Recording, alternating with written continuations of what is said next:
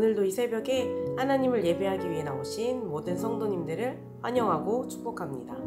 오늘 하나님이 우리에게 주시는 말씀은 욥기 36장 1절부터 25절까지의 말씀입니다. 그 중에서 1절부터 4절까지의 말씀을 제가 봉독하겠습니다.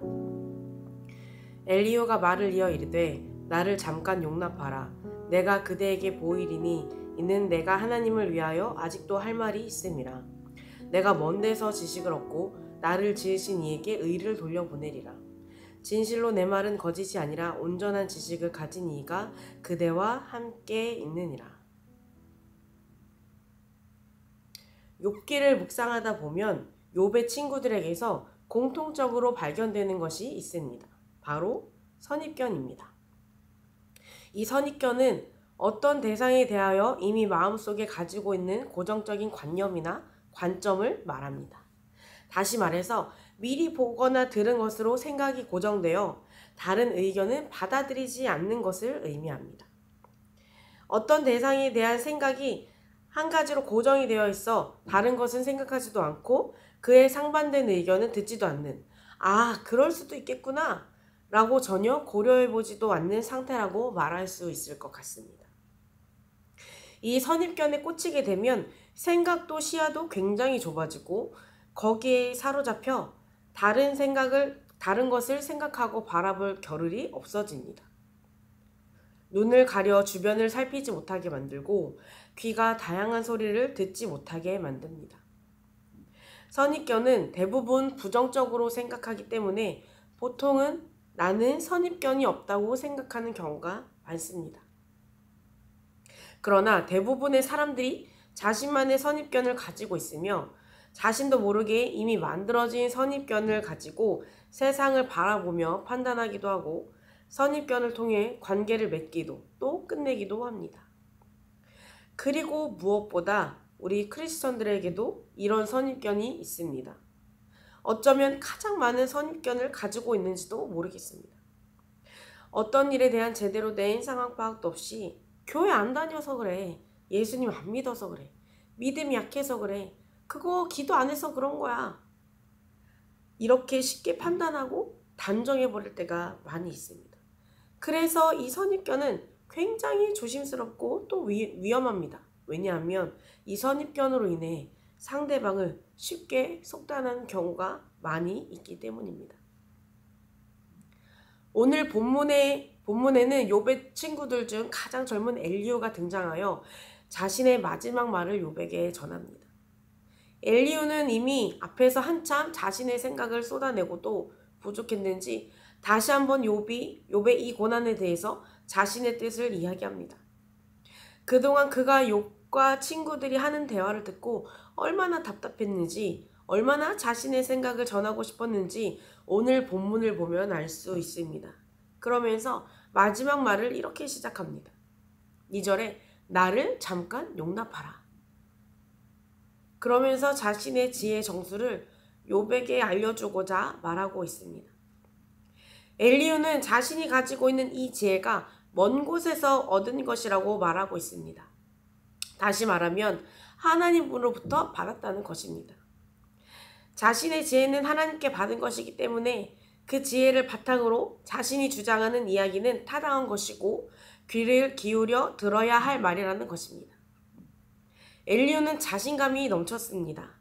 자신의 지혜가 하나님으로부터 왔다는 것을 근거로 자신감이 매우 넘쳤습니다. 그동안 하고 싶었던 말을 참았다가 쏟아내는 양만 봐도 그 자신감이 느껴집니다.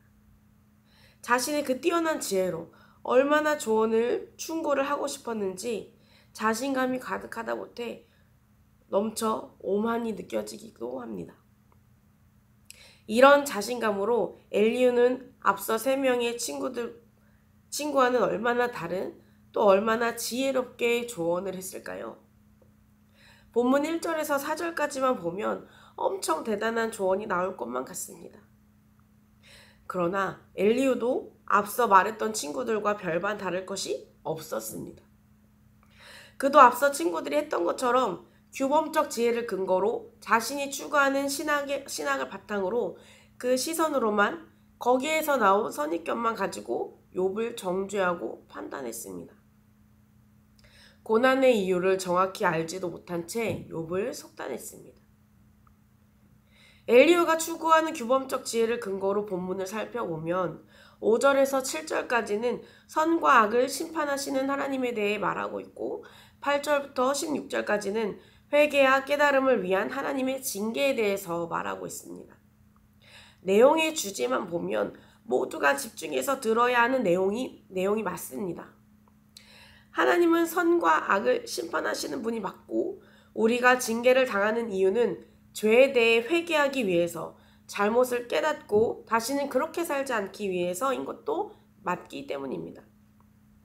죄를 지은 죄인 입장에서는 엘리후의 말이 틀린 것이 하나도 없습니다. 정말로 새겨 들어야 하는 말입니다. 그리고 대부분의 세상의 이치가 이 규범적 지혜를 바탕으로 이루어져 있습니다. 그런데 그렇다고 해서 이 세상의 모든 것을 우리의 삶을 다 규범적 지혜의 기준으로만은 판단할 수 없습니다. 왜냐하면 늘 언제나 예외도 존재하기 때문입니다. 규범적 지혜의 하나님도 계신 것이 분명하지만 반성적 지혜의 하나님도 계시기 때문입니다. 그래서 우리는 우리 삶에 일어나는 모든 일을 한 가지의 기준과 시선으로만 볼 수 없고 판단할 수 없습니다. 그러나 엘리후는 다른 친구들과 마찬가지로 욥이 당하고 있는 고난에 대해 한 가지 시선으로만 바라보고 있고 그것으로 그를 판단하고 있습니다. 다시 말해서 선입견을 가지고 그를 판단하고 있다는 것입니다. 만약 엘리후를 포함 이 친구들에게 이런 선입견이 없었다면 욥의 이야기를 충분히 들어주며 그 아픔을 진심으로 공감해 줬을 것이고 이렇게까지 논쟁을 펼칠 일도 없었을 것입니다. 하지만 욥의 주장은 귀 기울여 들어볼 생각도 하지 않고 그가 엄청난 고난을 받고 있다는 소식을 듣고 이미 그 마음속에 그의 고난은 그의 죄 때문이다 라고 고정적인 관념으로 단정을 지어버렸습니다. 이것이 바로 선입견입니다. 그리고 이 선입견을 가지고 그를 속단하고 있으며 이 고난에 대한 다른 의견이나 생각은 궁금해하지도 않았고 받아들이지도 않았습니다. 엘리후는 이미 새 친구들에게서 지겹게 들은 인과응보 원리를 반복하며 자신이 가진 기준과 그 기준으로 만들어진 선입견으로 욥의 고난을 마음대로 속단하며 그에게 회개할 것을 촉구하였습니다. 그러면서 새삼스럽게 하나님이 얼마나 높고 위대하시며 능력이 많으신 분인지 강조합니다. 이제 조용히 하고 하나님의 말씀을 들으라는 것입니다. 그동안 하나님이 하셨던 놀라운 일, 베푸셨던 은혜를 기억하라고 합니다. 이것이 틀린 말은 아니지만 이런 말을 하기 전에 자신이 가지고 있는 신앙의 기준과 선입견을 내려놓고 욥의 입장에서 먼저 생각하고 충분히 공감해주고 같이 아파해주고 이런 조언을 했으면 어땠을까 싶습니다. 그렇다면 우리는 어떨까요? 우리도 엘리후처럼 새 친구들처럼 선입견을 가지고 상대방을 바라보거나 세상을 바라보고 있진 않은지 점검해 볼 필요가 있습니다. 특히 우리는 신앙의 선입견을 조심해야 합니다. 신앙이 아닌 다른 것에서도 선입견을 가지고 생각하고 바라보고 판단하는 것을 조심해야 하지만 신앙에 있어서는 특히 더 조심해야 합니다. 자칫하면 교만으로 이어질 수 있기 때문입니다. 선입견으로 인한 잘못된 판단과 조언으로 큰 상처를 줄 수도 있기 때문입니다.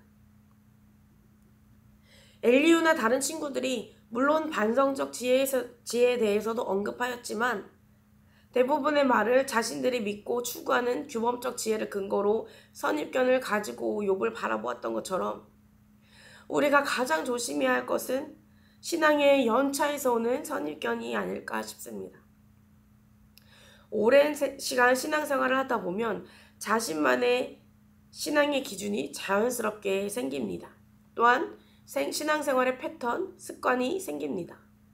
우리는 이것을 토대로 신앙생활을 이어갑니다. 그리고 이것을 가지고 신앙 상담을 해주거나 조언을 해주기도 합니다. 여기서 조심해야 할 것이 있습니다. 바로 이 연차를 통해 오는 선입견입니다. 누군가의 이야기를 들을 땐 모든 것을 열어놓고 다양한 시각으로 바라보고 생각해야 합니다. 그런데 우리가 자주 하는 실수가 그동안 쌓아온 신앙의 연차로 그것을 판단한다는 것입니다. 물론 신앙의 연차와 그 경험은 절대로 무시할 수가 없습니다. 큰 도움이 되는 것도 사실이고 정말 필요한 조언도 충분히 해줄 수 있기 때문입니다. 그러나 모든 것이 우리가 겪어온 것만 통하는 것이 아닙니다. 규범적 지혜가 있으면 반성적 지혜가 있듯이 의인인 욥이 고난을 받는 것처럼 얼마든지 예외도 있다는 것입니다. 그래서 우리는 우리가 가지고 있는 나름의 신앙의 지혜로 바라보고 판단하고 조언하기보다 먼저 상대방의 마음을 헤아려주고 충분히 공감해주며 다양한 시각으로 바라보아야 한다는 것입니다. 내가 겪은 문제는 이것 때문이 아닌데, 내가 기도 안 해서 이런 어려움을 겪는 것이 아닌데, 내가 신앙생활을 제대로 안 해서 그런 것도 아닌데, 우리의 대부분의 문제를 신앙생활의 태도와 연관지어 쉽게 생각할 때도 있다는 것입니다. 이렇게 되면 우리는 상대방을 속단하는 큰 실수를 하게 됩니다. 그래서 선입견이 위험한 것입니다. 그래서 우리는 이런 실수를 최대한 하지 않기 위해서 겸손하게 조심스럽게 다가가며 자신의 모든 기준을 내려놓고 상대방의 입장에서 생각하고 같이 공감해주며 어려움을 잘 이겨낼 수 있도록 먼저 기도로 함께 해야 합니다.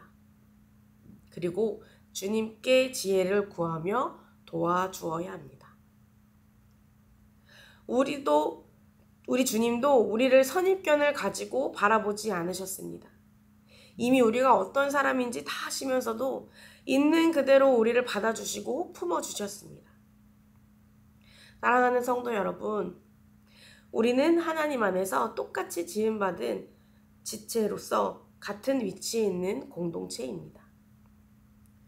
그래서 우리는 서로를 있는 그대로 바라보며 품어주고 도와주고 존중해주며 이끌어 주어야 합니다. 우리의 생각을 흐리게 만들고 교만하게 만드는 모든 신앙의 선입견, 기준을 내려놓고 늘 언제나 마음을 열고 귀를 열어 진실한 마음으로 이웃에게 다가가는 주님의 성품을 닮아가는 성도님들이 되기를 주님의 이름으로 축복합니다. 기도하시겠습니다. 우리에 있는 그들의 모습을 품어주시고 사랑해주시는 주님, 그 은혜와 사랑에 깊은 감사를 드립니다. 언제나 마음의 중심을 보시고 때로 우리의 믿음이 연약해져서 넘어질 때도 흔들릴 때도 그 연약한 모습까지도 품어주시고 늘 한결같은 자비와 긍휼을 베풀어 주심에 감사를 드립니다. 우리도 주님의 그 성품을 닮길 원합니다. 주님이 먼저 우리에게 보여주셨던 것처럼 우리도 그 성품을 닮아 이웃을 사랑하고 품어줄 수 있는 그 마음을 더하여 주시옵소서. 우리의 생각과 시야를 흐리게 만드는 모든 선입견을 주님 앞에 내려놓고 모든 일에 주님의 지혜를 구하며 주님의 뜻을 구하게 하옵소서. 상대방을 속단하는 교만함을 버리고 멋진 말들로 조언하기보다 먼저 아픔을 헤아리고 공감해 줄 수 있는 마음, 지혜를 더하여 주옵소서. 예수님 이름으로 기도드립니다. 아멘. 이 시간 두 가지 기도 제목을 놓고 함께 기도하겠습니다. 먼저 우리의 연약함, 부족함을 아시면서도 늘 같은 마음으로 있는 모습 그대로 품어주시는 주님의 은혜를 기억하며 살아가는 삶이 되도록. 두 번째로 불필요한 모든 선입견을 내려놓고 우리가 먼저 받은 그 은혜로 상대방을 받아주고 품어주며 따뜻한 마음을 나누는 삶이 되도록 함께 기도하시겠습니다.